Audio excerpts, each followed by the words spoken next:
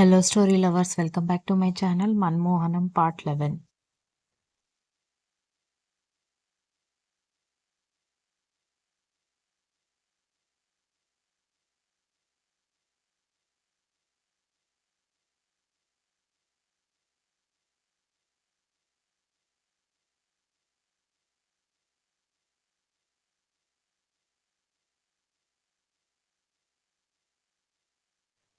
ఇలా ఒకరి తలపులతో ఒకరు నిద్రపోయారు ఆద్య, ఆదిత్య. మరుసటి రోజు ఆద్య కలల లోకంలో విహరిస్తోంది.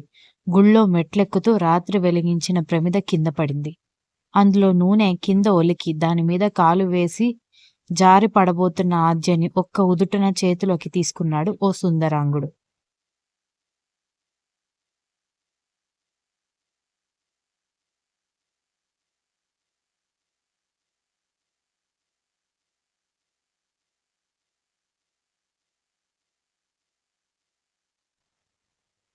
అతని మోము కనపడక విసుగు చెందిన సుందరాంగికి సాయంగా వచ్చిన సూర్య భగవానుడి లేలేత కిరణ కుసుమాలు అతని నగుమోము దర్శింపగా ముగ్ధురాలైన ఇంతి తన నునులేత చేతితో అతని మోమును తడిమి ఎక్కడో చూసిన గుర్తుతో ఆ సూర్య భగవానుడిలానే వెలుగులు జిమ్ముతున్న ఆదిత్యుని గాంచి అతని కౌగిలిలో భద్రంగా సేదతీరింది. దూరంగా ఆద్య అని ఎవరో పిలుస్తుంటే టక్కున లేచి కూర్చుంది. కిచెన్లో నుంచి ఆదిత్య పిలుస్తున్నాడు.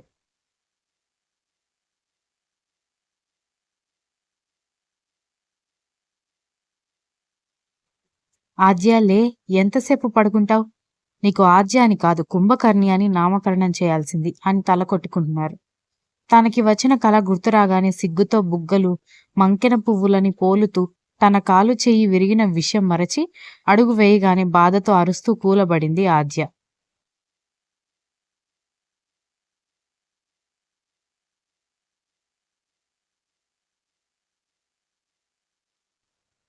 ఆద్య అరుపు వినగానే చేస్తున్న పనిని ఆపి పరిగెత్తుకొచ్చాడు ఆదిత్య. ఆద్య ఏడుపు ముఖంతో మంచం పక్కన కింద కూర్చుని కనపడగానే ఆదిత్యకి నవ్వాగలేదు.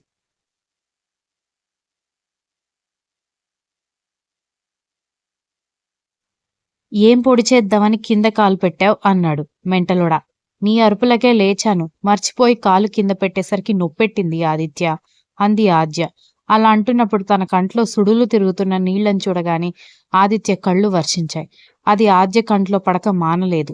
ఆదిత్య ఆద్యని ఎత్తుకున్నాడు. ఆద్య కావాలని గట్టిగా కరుచుకుంది ఆదిత్యను. ఆదిత్య అదేది గమనించకుండా బెడ్ పైన కూర్చోబెట్టి కాలుని నొప్పి లేకుండా మర్దన చేసి ఆద్య తల నిమిరి, ఏం కాదు బుజ్జి, ఇంకోసారి నీ కంట్లో నీళ్లు నాకు కనపడకూడదు అని ఆద్య చూడకుండా కంట్లో నీళ్లు తుడుచుకుని కిచెన్లోకెళ్ళాడు.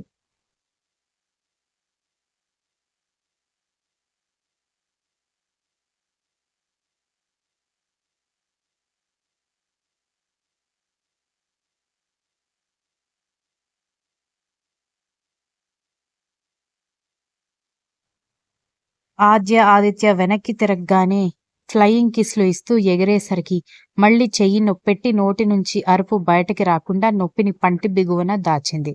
ఆదిత్య కిచెన్లో పని ముగించి ఆద్యని బాత్రూంలోకి తీసుకెళ్లి ఇబ్బంది లేకుండా కూర్చోబెట్టి బ్రష్ పేస్ట్ ఇచ్చి ఎదురుగా నిలబడి చూస్తున్నాడు.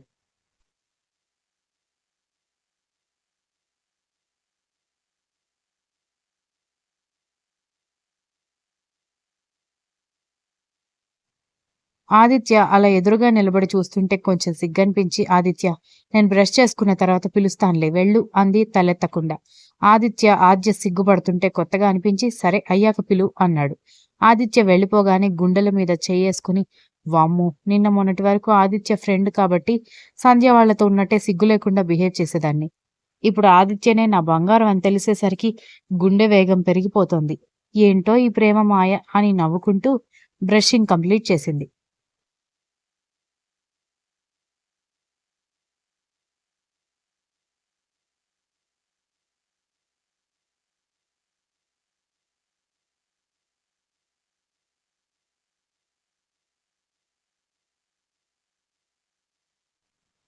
తర్వాత ఆదిత్యని పిలిచి తన సాయంతో బెడ్డెక్కి కూర్చుంది.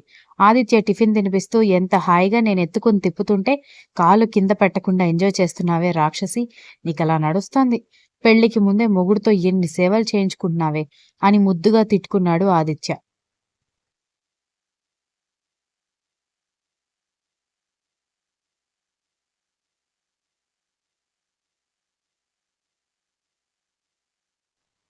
తన మనసులో మాట తెలిసి కోపంగా ఆదిత్య వేలు కొరికింది ఆద్య.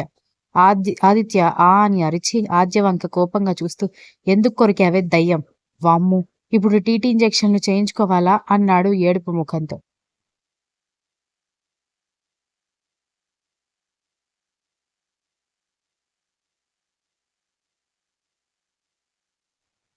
ఆద్య కోపంగా ఆదిత్య అంది. Aditya okay okay cool. నాకు ఆకలేస్తోంది తల్లి. నువ్వు తొందరగా తింటే నేను కూడా బ్రేక్‌ఫాస్ట్ చేస్తా అని తినిపించాడు. కడుపు నిండేసరికి ఆద్యకి నిద్రాదేవి రమ్మని పిలుస్తోంది.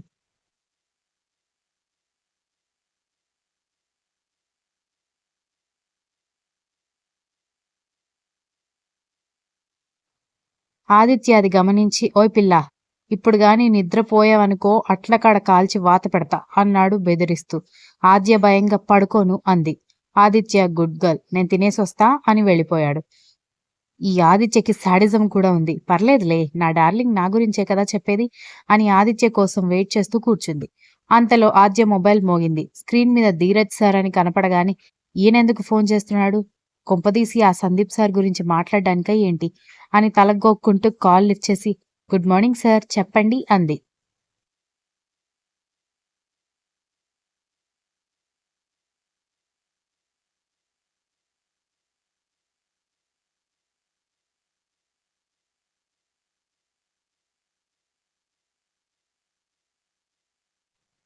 గుడ్ మార్నింగ్ ఆద్య అన్నాడు ధీరజ్.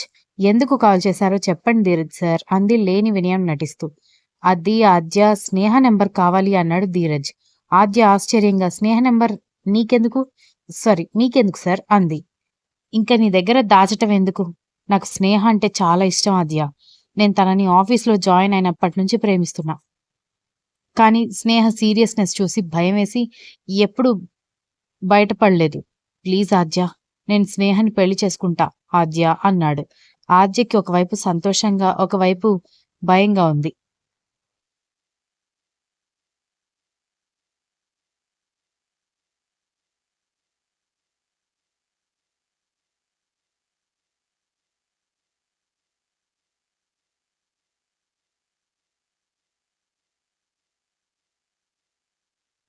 ధీరజ్ కంగారుగా ఏంటాద్య నీకిష్టం లేదా? నీకు నచ్చకపోతే స్నేహ కూడా ఒప్పుకోదు. మా అమ్మ కదూ ఒప్పుకోమ్మా అన్నాడు బ్రతిమాలుతూ. అతని గొంతులో కనిపిస్తున్న భయానికి, కంగారుకి ఆద్యకి నవ్వొచ్చింది. సార్ నాకు మీ గురించి తెలుసు. మీరెంత ఫ్రెండ్లీగా ఉంటారో, ఆడపిల్లలకి ఎంత గౌరవం ఇస్తారో కూడా తెలుసు. కానీ సార్ స్నేహ ఒక పేదింటి ఆడపిల్ల.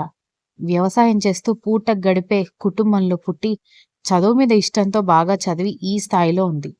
చాలా పేదవాళ్ళు. చైర్మన్ సార్ అదే మీ నాన్నగారు ఇష్టపడతారో లేదో తెలీదు. కోపంతో స్టేటస్ గురించి దాని మీద కోపం పెట్టుకుంటే దాని కెరియర్‌కే నష్టం అంది తన భయం వెలిబుచ్చింది.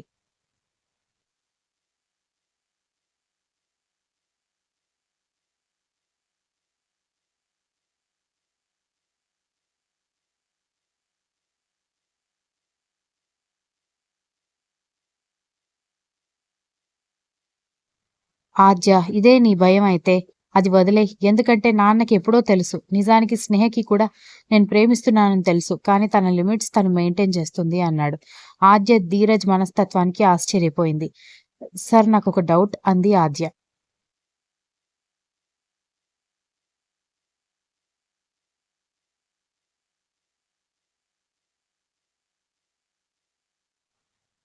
నీకు డౌట్ రాకపోతే ఆశ్చర్యం ఆద్య అన్నాడు ధీరజ్ నవ్వుతూ. ఆద్య ఉక్రోషంగా సార్ అంది. Okay okay sorry. డౌట్ ఏంటో అడుగు అన్నాడు ధీరజ్. సార్ బోర్డ్ ఆఫ్ మెంబర్స్‌లో మీరు ఒకరు కదా! మీ ఎంప్లాయీ నంబర్ మీకు తెలీదా? ఒకవేళ తెలియకపోయినా తెలుసుకోవడం చాలా ఈజీ. నాకే ఎందుకు ఫోన్ చేసి అడుగుతున్నారు? అంది అనుమానంగా. Continuous. If you like the story please like, share, comment and don't forget to subscribe.